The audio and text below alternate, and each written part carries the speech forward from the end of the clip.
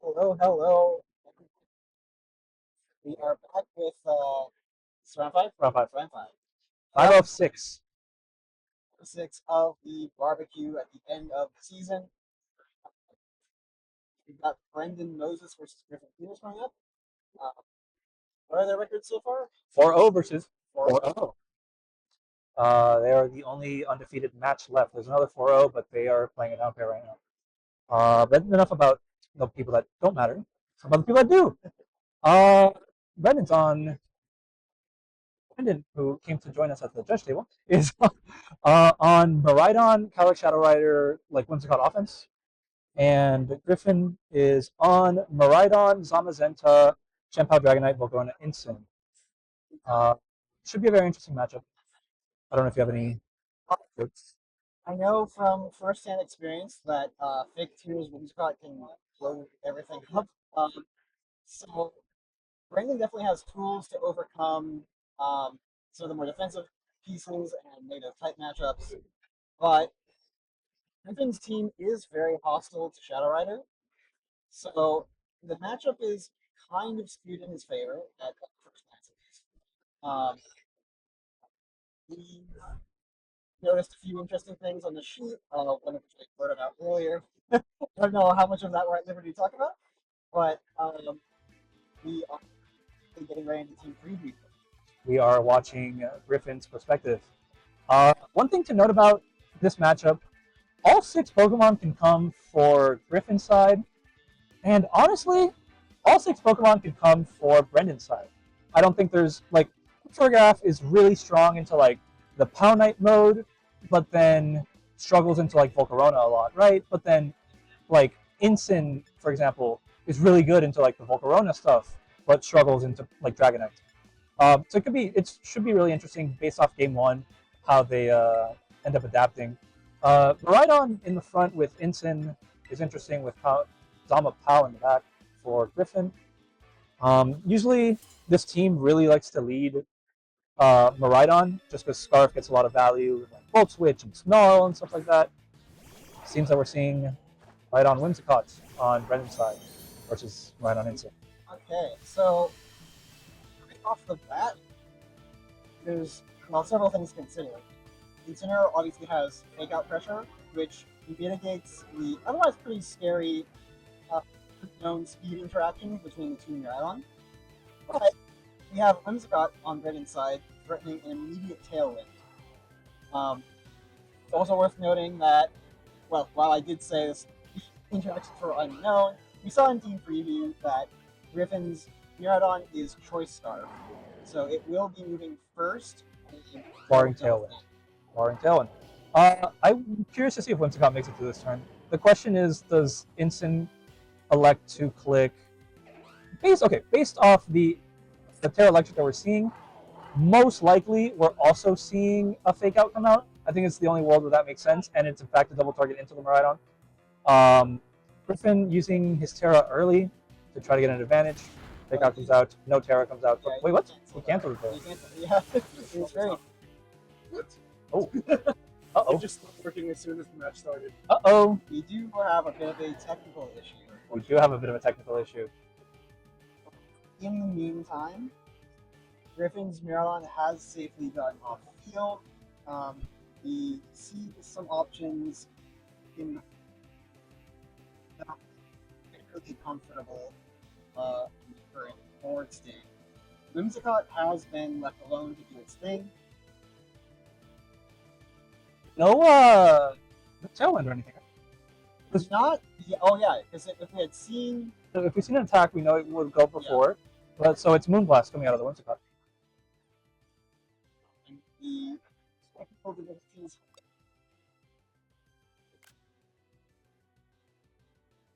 I think, Oh, so they disconnected so that they couldn't see the next Pokemon. That makes sense. yeah, likely induced disconnection to start the match to resolve the previously mentioned technical issue. Yeah, something about Brendan's controller not working or something. Yeah, they seem to have disconnected the thing. It sounds like they're good to go. And yeah, we're just starting back game one. Okay, cool. So they're going to be reloading, restarting. And here we are again. Still Josh, still Mike. Not much has changed. Yes, I'm very curious to know what the Whimsicott was going for there. I mean, it was a Moon Blast. It was a Moon Blast. It was probably on the Maridon, if I had to guess. Probably. I Uh, could see like a play to just chip the Incineroar a bit, or guarantee a KO. In the event you're allowed to attack the Incineroar with Miraidon as well. But yeah, likely, um, attacking Miraidon on the opposing side, maybe catching a switch. Interesting that both trainers now have uh, information about what the other players would lead. Pokemon by nature is not gentleman's enforced in that you are allowed to switch up your leads from game one and your brings from games 1 and 2, or I guess from disconnects game 1 to game 1. It's like a completely new game. Players have a little bit more information than they did previous, and it looks like Griffin might be acting on this information, hovering Volcarona instead of Zamazenta in the back. Curious about this. I do like that. Um, I mean, you have to deal with Whimsicott quickly, but Quiver can. Oh, it's not Quiver. No, it's Struggle. Nope. Oh, it's Dragonite in the back, actually. So it looks like we're betting on no Farigiraf and just saying, you would say your Tailwind, I'm going to click buttons. Should be interesting. I like it. Because in theory, you have Terra Normal D-Knight that just deals super well with back CSR, back Incin. Same leads coming out from both. This doesn't really tell us anything. Maridon, Hadron Engine comes out before the other Maridon Hadron Engine, but it's Starford suspects, so it's to be expected. It is worth noting that both Maridon are choice items, so there's no protects in either of those slots. They are both here to do damage and do it fast. There's in fact no protect on either screen right now. None at all. This is Volt Switch being hovered on the Whimsicott, so it looks like we're acting on that information. We're getting. Oh, never mind. It could be interesting to fake the same lead, get. Okay, so it's fake up and out. Which I think you just have to do.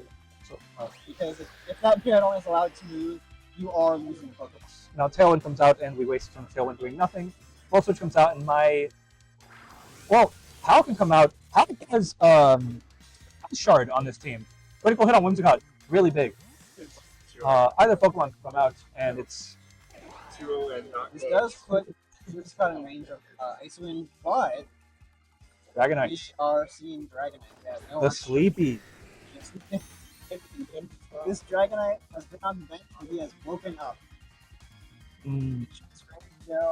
It's a likely extreme speed, but it feels kind of early for that. I suppose you're not going to switching Shovel Rider in front of an Incineroar. These are the kinds of calls we have to make in regulation.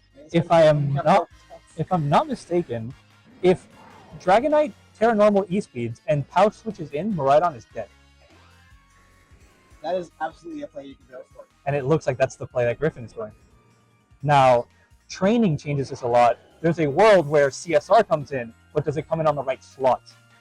The answer is Farigiraf. Huge Farigiraf comes out from Brenden, completely negating this play and giving Brenden a lot of momentum going into this next turn. Depending on what Brenden clicks here, something like Terra Fairy Dazzling Gleam could be horrendous for Griffin. Farigiraf. I do really like that switch. Whimsicott has done its job. Terra comes out. Still threatens the Dragonite, but so is Mukon. You can just get that little guy out of there. Block with this otherwise enormous extreme speed. Griffin has now, used his Terra, committed to a move, choice locked this Dragonite, I believe. Yes. Into that move. All for nothing. Draco comes out. Dragonite leaves. Now, Terra is expended on Griffin's side, but honestly, may I say, this actually might not be the worst case for Griffin. It probably would have been worse had D-Knight been stuck on the field next turn with, the targeting on the other side, or a Terra Fairy Dazzling Gleam or something like that. At least get a free switch into... And House Sash is still intact. Bulkier option here. Looks like most of. Looks like we're pinning the slot for the CSR switch, is what I'm guessing with the idea. We're thinking, Yeah. Let's go for a knockoff and executor into that slot. yeah. There's not a whole lot Red on can do. And, of course, that can will pick the constant. And also Terra. For example. I'd also put Terra -2 Draco Meteor and do a lot of damage to whoever it targets. If it targets the POW, POW probably goes down to a double attack, and it does target the POW. It will definitely go down to a double attack. Would be a one-hit KO with up to Focus Sash. Your headline's now at -4. Does click Icon Crash, will live because of the Terra, and will live the ensuing knockoff because of the Terra. Which A lot of damage. Choice lock, although frankly I think Well, it's fine, you can vote switch next time. And side roar! this is the second roar I've had the pleasure of seeing on stream today. It's true, but I think we were casting the first one too, or no? Yeah, we were. It was a view. Oh, okay, yeah. And CSR comes out against 2 dark types, but is somehow in good position. Pokemon is crazy. It is a beautiful game we play. It is a beautiful game to play. However, the Terra being expended on the side of Calyrex does mean that it is susceptible to a knockoff, so it's not as free as just clicking Astral Terra Dark. Yeah, and there's not a whole lot else. Oh, You can protect. protect. That's also. If I'm Brenden and I side roar again to get my Maridon back out for free, that would go crazy. That would go crazy. If Outplay comes out on the Just trying to Chempao. get rid of the Chempao, yeah. Makes sense. Chempao now, well, second fastest thing on the field still, behind the CSR. Not much happens this turn. Tailwind expires. Oh, the theme. Well, I guess we saw it here. Lee's in the back, don't we? We have one on the back for Brenden. We have Mariah, full health Mariah in the back if we're Griffin. Neither player has lost to Miradon on yet. I think like Brendan's odds here. Like, I don't actually think it's that over by any means because okay, so say Calyrex takes the kill, you trade with the Incineroar, then suddenly the Mariah is the fastest thing out in the field. Incin can very validly 1v3 them. Incin being full health is very scary. Burgraph switches out into presumably the okay. So what? Are we trying to sack and then get back? Okay, Chempao was out. We got chip on the inside. Yeah, the Chempao slot simply can't attack aside from like reading a switch, I suppose. And then Incineroar obviously wants to knock off Calyrex, so it's had a good chance of getting for free there, which it does. Except knockoff goes on the Whimsicott, takes the Whimsicott to hit. This is that crit is very important. This is huge for Griffin because now Snarl against all special attackers with Incin on the field is so good for Griffin. You hardly even need Snarl with a Choice Scarf, with an Electro Drift, It's true, but the Calyrex Pantera. or the. Yeah. No, it's, Like Snarl Flare Blitz Swing. yeah. I didn't forget about Frigga. I was thinking ahead to the end game. Yeah, or you probably knock more damage, but like knock Snarl, like in theory, I don't know that it ever loses. Now because of that crit. Yeah, Frigga does slow things down here a little bit, but probably not enough. You can't very well. You can chip away at Frigga with knockoff. It's not going to do a whole lot of damage, but the Frigga no longer has its electric seed boost. The Frigga with Helping Hand. And Astral Barrage is about to do a lot of damage. It's a +1 Life Orb boosted. That doesn't even go down. Now Astral Barrage, +1/+1 times 2.25. Look at that damage! It never got Snarl. Brenden said, I see a dark move, and it's like to use against Frigga. I am just Oh attacking. man. What does the Incin do? Knockoff. Lightning wraps up the game because now it is a very weakened Incineroar against the world. Incineroar, unfortunately, despite the type advantage looking and the Assault Vest, probably cannot take on 2 restricted legendaries in Maridon and Calyrex Shadow Rider. Incineroar, greatest Pokemon of all time. Not that great. And Griffin sees that cancels game 1 as to obscure a little bit of information. And Brenden takes game 1. I don't dislike Griffin's game plan at all. I think it was fine. You probably don't drop Zamazenta. It's just a stat stick. It's good for trading. I don't know if the Dragonite did as much as you wanted to, because thanks to that Draco Meteor from the Miraidon. Yeah. Brenden won game 1. If I'm Brenden, I definitely don't change up my game plan. The Farigiraf won't work as well this time, just because it's already expected. It's definitely there's some surprise factor in like how it just let the Draco go off for free. I could see Dragonite being benched in favor of Zamazenta, but so I do understand the impulse to continue benching Zala because all it takes is one fake tears and that is one less dog in the world. Yeah, that's true. There is the idea of the salty run back. Both players lock in their Pokemon very quickly, actually. Yeah, all things considered. And we see the same leads from Brenden, I believe. Different leads from Griffin. Chien-Pao was in the field until later. Good lead from Griffin. He's threatening an Oko on both Pokemon. Chien-Pao forces the Tailwind, otherwise it moves first.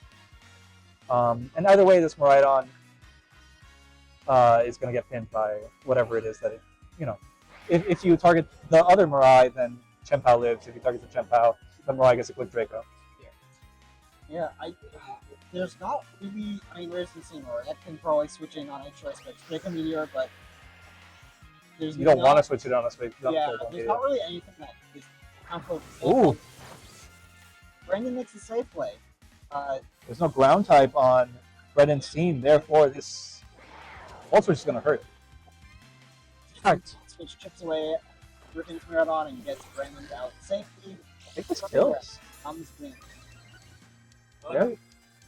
Very passive board for Brenden here, though I don't think it matters. I think Farigiraf is going to be saying bye as early as it says hi. Actually, this Iso Crash is going to live. How many is on Farigiraf taking this? I believe. Answer comes in. Incineroar kind of is King Von in this matchup. Everything wants Incineroar dead. Incineroar wants everybody dead here.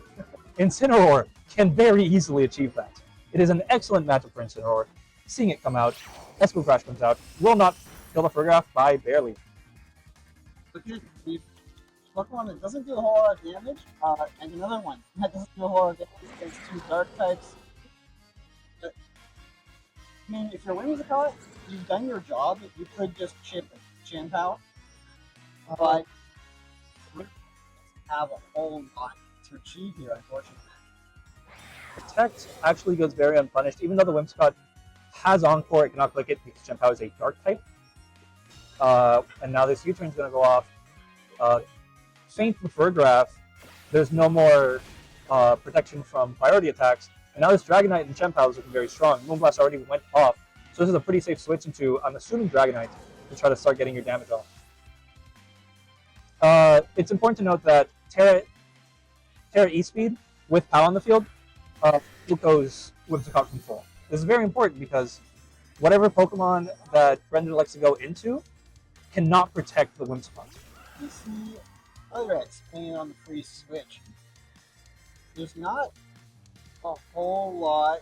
Well, I think if you spend your Terra Dark and call the safe play on Griffin's part of Extreme Speed and Whimsicott, you do one single turn of Astro.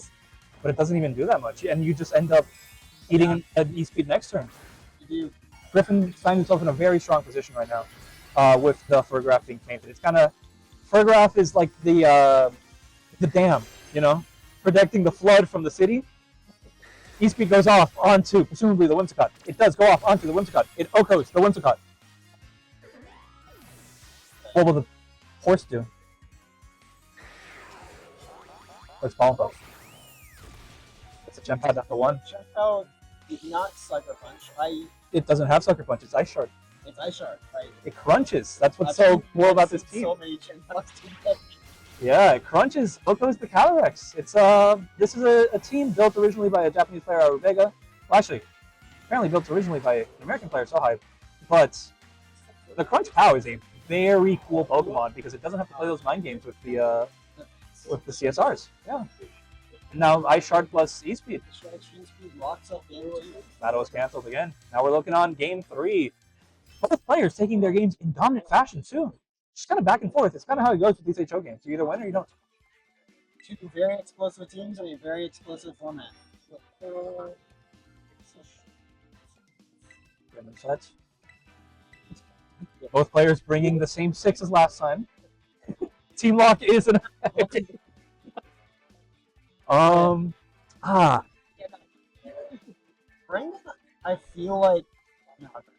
I fear that Brenden needs to bring Iron Hands. Iron Hands is really good to Pal. The question is, does Griffin overpredict and go Volcarona for the Iron Hands? If I don't know, if I was playing this game, that Iron Hands would be in the back of my mind. It's so good into the 4. I think you can muscle through Iron Hands with these 4 Pokemon. That's 2 games. It just won't be pretty. So It's just the trading won't look good. You just get low kicked. Your Dragonite dies to 1 low kick. Your Chempao gets put in sash from a Drain Punch. The Incin obviously loses the trade. The Miraidon loses the trade. By the time you spend all this energy and all these resources trying to get rid of the Iron Hands, the Toy Spec Pokemon and the Life Orb CSR just run through your team. Let's see how they just adapt. Same leads for both. No, it's the game 1 leads again. Now, well, we see the same game 1 Volt Switch fake out. That's the question. I think we don't really know that much about Winscott, and we do know a whole lot about bringing that on. The fake out is really telegraphed, but what else are you going to do, really? I mean, I guess You could Flare Blitz with Whimsicott, but then that makes it so there's 2 sweepers out in Tailwind if they do elect to Tailwind. However, game 1, Brenden did elect to click Moonblast, but that was because his controller DC'd, and it seems to be that Moonblast was his top slot. So it's very interesting how that technically faulty information could actually somehow work in Brendan's favor, though I think maybe not. I don't know. I think fake out is still probably this late in the game, I think Griffin is vulnerable to getting red here in the event. Don't see any switches. We see the Terra Fairy from Brendan's Miraidon. Brenden being the slower Miraidon says that Griffin's not tearing, which leads me to believe fake out Volt Switch is coming out again. Fake out does. Yeah. Tailwind. If I were the one lucky in that fake out, I would have that photograph in the back of my mind. But Griffin correctly notes that Brenden likely does not want that Pokemon on the field yet. We do get a bit of a run back in these games. So, This is interesting though because neither for Griffin the back threatens so much now, so much more than game 2 because you know the Miraidon's basically full HP. It's even Pokemon. It's not like a disadvantage in terms of like positioning. Defensive play coming out of the Chempao protecting here.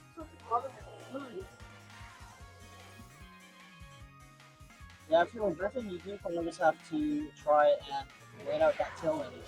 And additionally, you don't want to be too aggressive with the Chempao, just in case Photograph is there in the back. Yeah. Ready to remove. In theory, you could like double the Miraidon. I think the idea is you never want Miraidon and CSR out in the field at the same time. So you kind of just like, how do I play around limiting my options here? Which once got leaves, we are joined by Farig, so good call not targeting that slot. Good call not going for a priority move. Photograph is revealed while Brenden does not have the information of whether or not the United is back. Of course, we do. However, Chempao protects. Miraidon didn't get a chance to walk into a move now, so now we're going to be seeing the Edric onto the Incin. It's going to be doing like 70%. That's 90%. That's 170, yeah.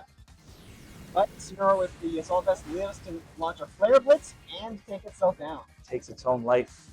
That's pretty relevant for later in the game. Like one less dark type stopping Calyrex Shadow Rider from bulldozing this team. Well, even in the short term, this means that Chien-Pao's Sash will be broken now, which means that Pollen Puff will kill. And since there is no, since there's no more Incin, there's no like basically the CSR can just take a kill for free. Nothing except the Terra Normal Dragonite can really comfortably take an Astral Barrage. Targeting Photograph is the correct play here. Venom's locked into E-Drift, and both Pokemon are going to be moving for the Photograph anyways. So you kind of just want to get Photograph out of the way so you can start clicking your priority moves. You want to hope that Miraidon is in Ice Shard range, maybe. E-Drift comes out, all kind of standard what you expect to see. Crunch is going to come out, E-Drift is going to come out on the Photograph. I wonder if Brenden was considering switching out to Whimsicott. It feels like I already did his job. But I guess you're scared of Miraidon being scarfed from the back, winning later. Interesting how both players are just kind of trading down now. Photograph goes down to the double. Priority is back on the menu. Tons of Tailwind are taken down. I believe there's 2 turns left. Iron Hands. So it's not CSR, which means that losing the Incin. Remember what I was saying at the beginning of the game? How Iron Hands looks really good. It's hugely threatening. Chien-Pao just protected, I believe. Chien-Pao did just... Well, no, Chien-Pao clicked Crunch this turn. You have to Ice Shard the Mirai and hope it kills. The original version of this team is Stellar Ice Shard, which would have been so nice, but also Iron Hands is Fake Out, and Iron Hands can just click Fake Out on the Chien-Pao very freely. Miraidon's also currently locked into E-Drift as well, if I'm not mistaken. They're both yeah. I think if we just double into the Miraidon slot... Ooh. This could be huge. This could be huge. This could be huge. And then switch. No, switch. That switches. Switch to D-Knight. Switch to D-Knight. Switch to D-Knight. Switch to D-Knight. No, Griffin had it if he switched to D-Knight. So sad. It's fine. It's fine. It's fine. It's fine. Now Whimsicott goes down to this Ice Shard. Is not going to take damage because of... Whether it's not going to take the Fake Out, meaning that this Ice Shard will go off because of the Terra Ghost. Interesting. We're going to be seeing if Brenden likes to respect the Terra Ghost or not with Fake Out or with Heavy Slam, which can hit. No Fake Out. Whimsicott does go down, meaning that once the Tailwind expires, that the fastest Pokemon on the field is going to be the Scarf from Miraidon. Griffin still wins, I think. Electro Group hits Or about 20. respectable damage, all things considered. Low kick onto the Mirai. Barely lives, and Tailwind expires. So now, I think if we remember from game 1, the POW is faster than the Miraidon, or am I confusing it with another game? I wish I could tell you. I haven't quite kept up with that information myself. But it seems that we're just going for the safe option of using the Miraidon to Oko the other Miraidon, protecting POW, and then winning with endgame Ice Shard plus low kick on the Dragonite. Which, barring any unexpected hijinks, should just wrap the setup for Griffin.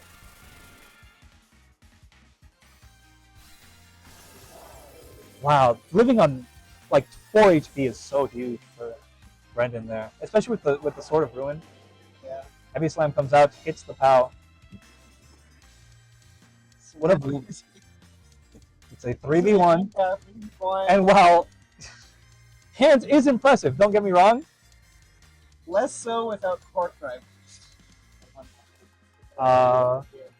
There's like a world where you kill the POW, you dodge the Ice Shard. It seems like we're trying to play around that somewhat. Yeah. You always want to leave Miraidon like, I don't know. It's so hard. It's so hard. I don't know that it's very difficult for Brenden to come back from this position. I think Griffin did a very good job of just kind of keeping the pieces alive that you needed to keep alive, just trading down to simplify the game. Once Miraidon remains on the field to chip away, whereas Chien switches out for Dragonite. probably into a Heavy Slam. Yeah, Inkling to likely get both physical attackers on the field together, which would end the game a lot quicker. Yeah, Heavy Slam comes out, doesn't really do anything. This Miraidon is allowed to click buttons until it is attacked, because it does such little damage that it's never worth it not attacking the slot. Although, if It'll whittle him down. It'll whittle him down.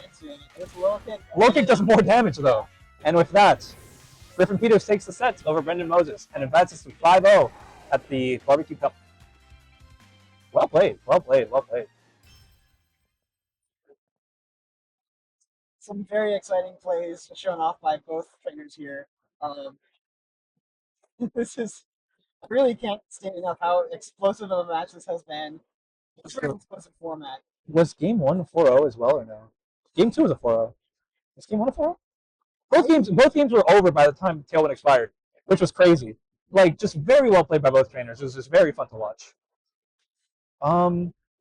Taking it to round 6. We'll see you guys.